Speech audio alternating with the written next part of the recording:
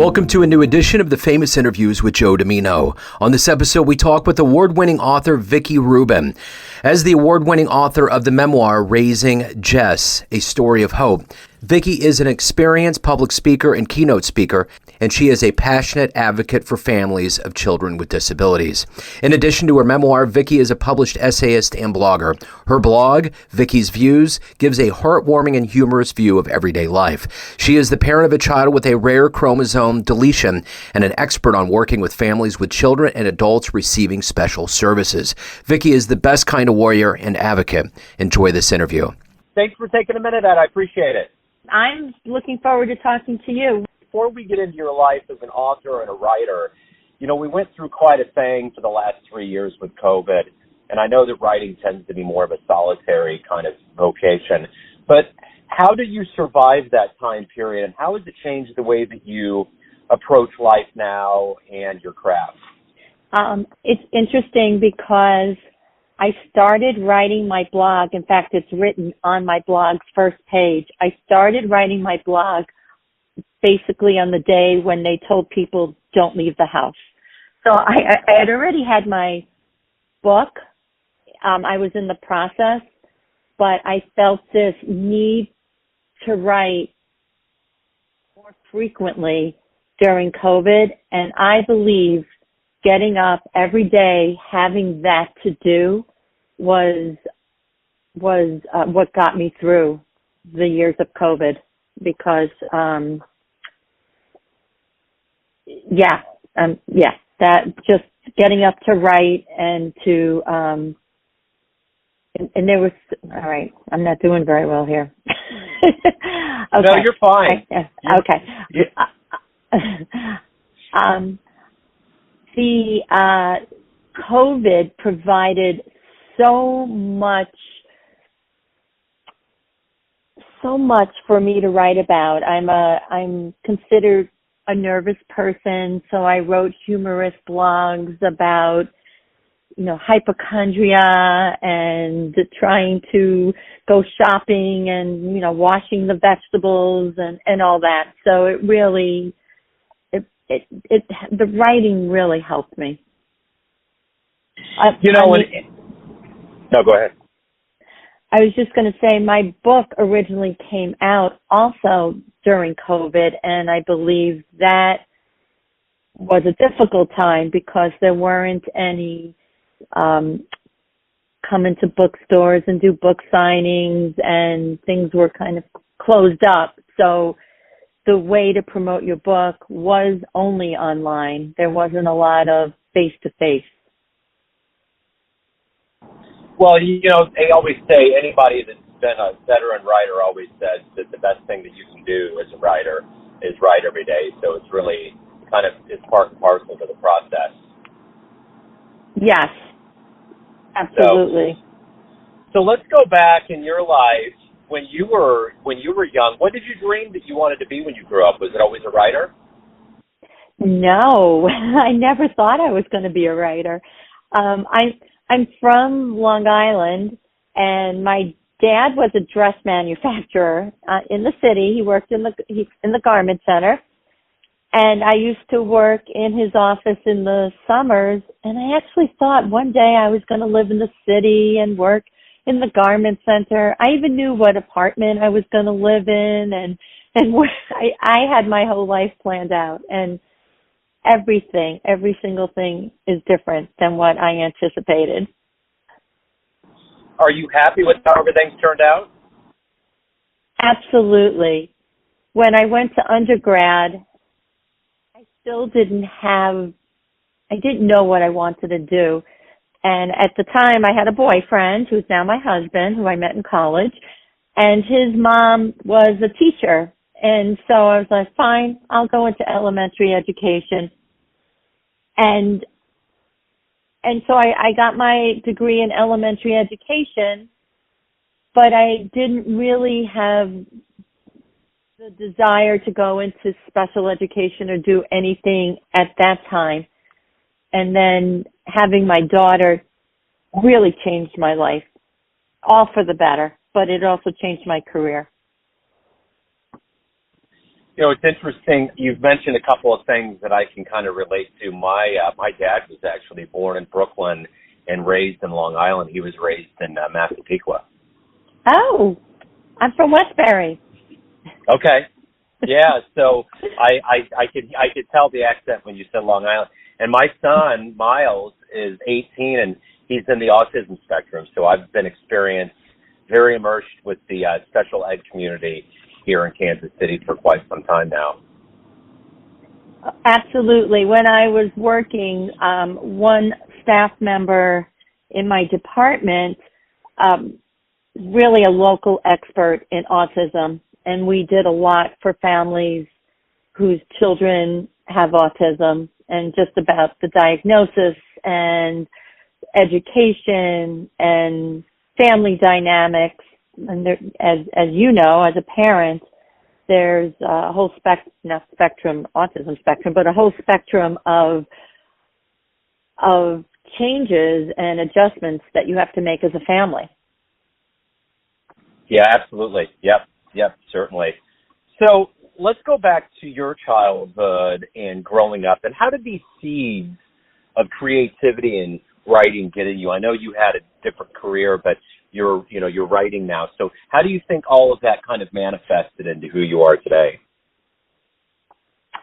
So when we were younger, my family, we always wrote little poems to each other. And as I got older, and I moved away from my family in Long Island, moved to Western New York, on our birthdays, we would write poems, but we would send them through telegrams because that's what you were able to do. And then it became a mailogram, and then it became email, and then it became text. So we always had this cute back and forth poetry.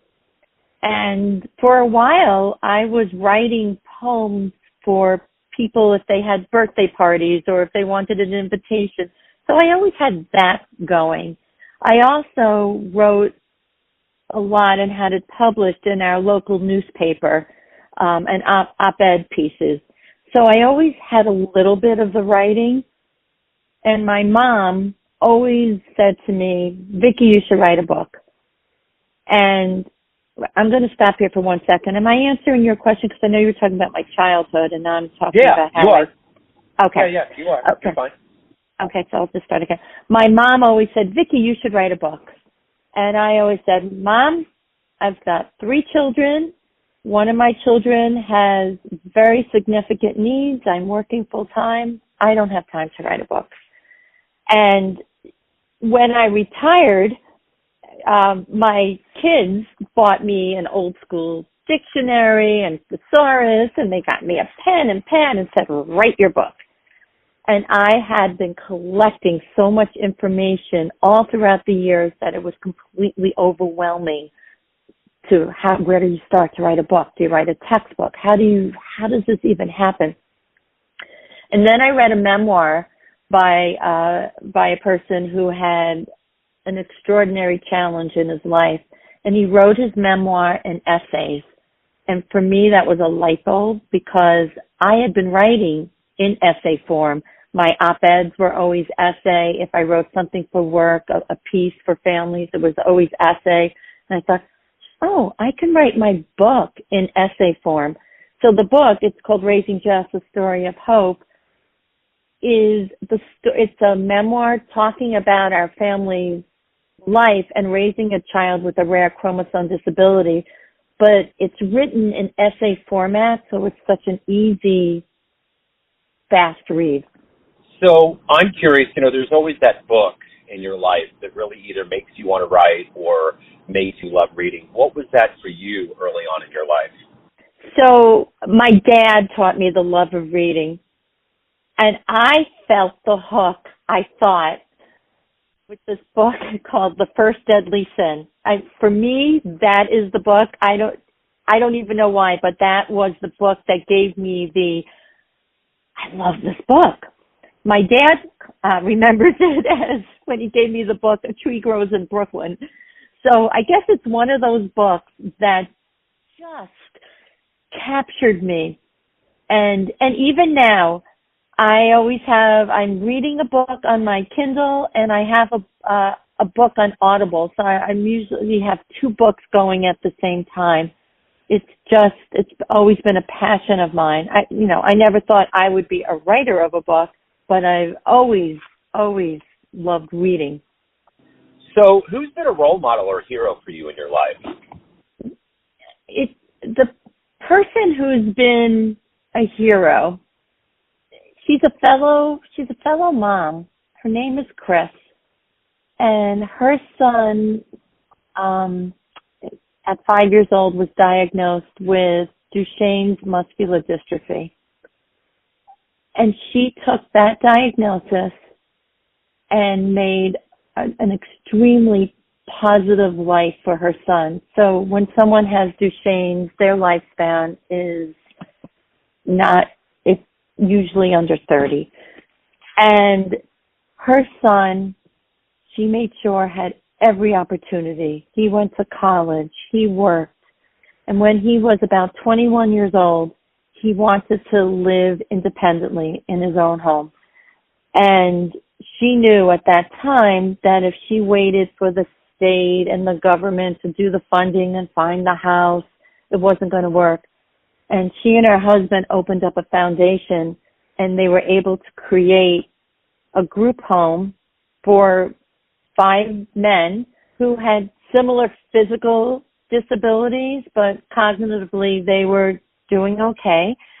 And they were able to live independently, and her foundation ran the house. And after that, they opened up 3 other houses. And to me, she's a hero because she didn't do a woe is me.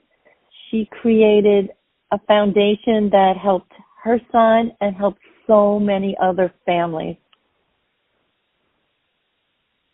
That's wonderful, absolutely wonderful. It's kind of a philosophy that, I totally understand very, very well. I just want to say there are so many families in the industry. I don't even know if you want to call it an industry, but when you're thinking of families of children with special needs, so many of the families take that path that they've been given and rise to a level that they never knew. There's another woman who, she called me because I, as I said, worked with families. She was pregnant with a child with Down syndrome, and her her obstetrician was trying to convince her pretty much to terminate the pregnancy, and she did not want to terminate the pregnancy. And we spoke, and I, just told her what it was like raising my daughter, and it was just this really positive conversation. And her child right now, I believe, is 8 years old. She is one of the leaders working with families locally for individuals with Down syndrome. She's also worked professionally with other professionals, and she's also become another local hero and has taken the path that life gave them and changed it for the better. That's wonderful. Absolutely. And it does, as a parent, it will open your eyes up to a whole other side of reality that you never knew was there. So I personally understand and can attest to that. If you could meet anybody alive on the planet right now, who would it be? Who would you love to meet and talk to? Okay, I wasn't prepared for this question. I was prepared for some of the others. Anybody alive? And I have to make sure that I'm getting her name right. And it's completely nothing about my my industry. I've always been such a fan of Lois Gibbs, and I don't know, most people don't know who she is. She's an American environmental activist, and she is the one who fought back in the 70s for Love Canal, that was in Niagara Falls area. And she went on to become an incredible advocate for for the environment, for so many individuals and so many families. And I've just always had a lot of, I've always really admired her, because at a time when people weren't fighting for environmental justice, she stood up and she changed the lives of so many people's future. So she's one person. There's so many people that I admire. So, but I'm going to say her. Wonderful. So, every day we wake up, we have these motivators that get us through the day and lead us to where we want to go. What's your motivator? What gets you up and makes you be who you are? My family. I'm right now. My husband and I have been married 43 years.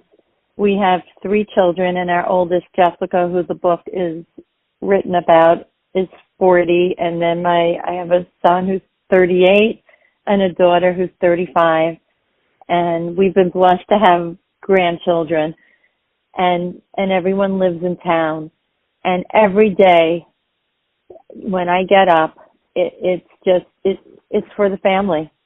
They bring such joy to mine and my husband's lives, and hopefully we bring joy to them, or and help them as much as we can with the children. Absolutely. So let me ask you this. At the end of the proverbial day, how do you look back on the day and say that was a good day? So for me, looking back and saying, yes, I had a good day,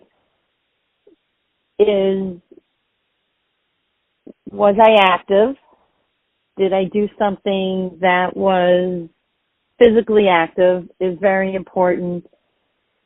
Was I able to help somebody on a given day? That's very important. Did I connect with people? That's also important. Did I do something to expand my mind that day? Something. And also a lot is, what have I done to help get the word out to the book? I think that's an important piece for me and helps me determine, did I have a good day? Because I think the message is important to spread, and I try very hard every day to do something that helps share information about the book. So what's been one of the best fan letters or responses you've gotten from the book? So when I go on Amazon and I read the reviews, the written reviews, I'm floored, just floored what people write about the book and how it has changed their lives and how it's an important read. And there's not one particular, but it is the accumulation of them. And I look there and I'm floored, because when you're writing a book, you hope that people read it and feel the feeling that you had writing it, and that it impacts them the way that you hoped it would. And then reading the reviews, and these are not from people I know. I mean, some of them are people I know, but it's not just friends and family. It's people I've never met. And so just looking at that just wows me. And there's one in particular. My daughter, as I said, has a rare chromosome deletion, and I belong to this group of other families who have children who have a similar deletion. And one of the men on the group is a grandfather, and his daughter belongs to the group, and his granddaughter has a similar deletion to my daughter.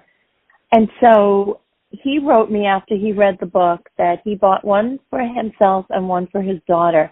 And it opened up conversations that the two of them had never had, because they were reading the book together and they were able to discuss different parts of raising the child, grandchild, that they were uncomfortable discussing before, but they read it in the book and they felt it just opens a dialogue for them. So that one always sticks out in my mind. You know, my son, I've often thought this, that hopefully at some point in his life we can get to this point, but he has an extra long arm on his 15th chromosome, and that's led to developmental delays. That's the reason why he doesn't have autism, but he's in the spectrum, and he's had developmental delays his entire life. So, yeah, you were talking about deletion, and he has just an extra piece on one chromosome, and that's what happened. So, do you belong to a group? They're in the UK, but there's a huge American component. It's called Unique, UNIQUE, and it's for families of individuals. It sounds familiar? Yeah. Yeah.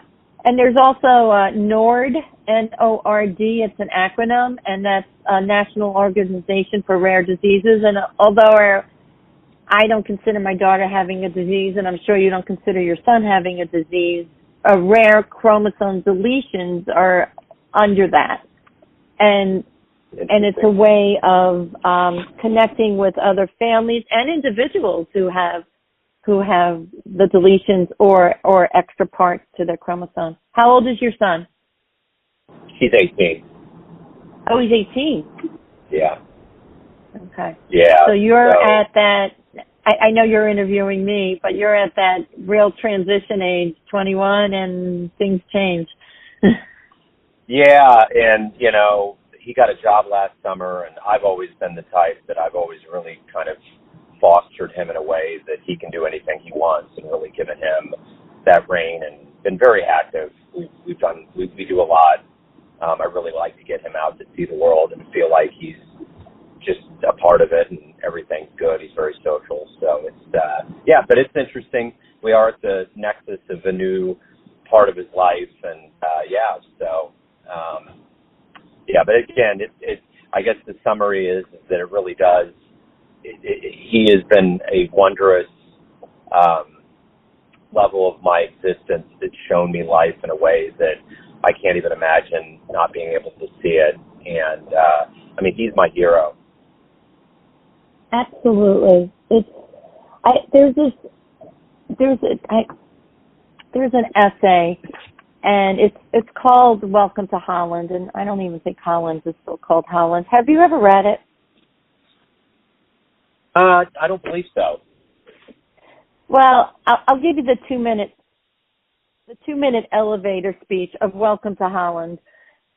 It's about planning on a trip to go to Italy, and you do everything to plan for that trip, and you do all the research, and you get all the clothes, and you get on the plane, and you're taking off, and they say, okay, now you're on your trip to Holland, and you land, and you're in Holland, and you're kind of freaking out because you planned. I know this.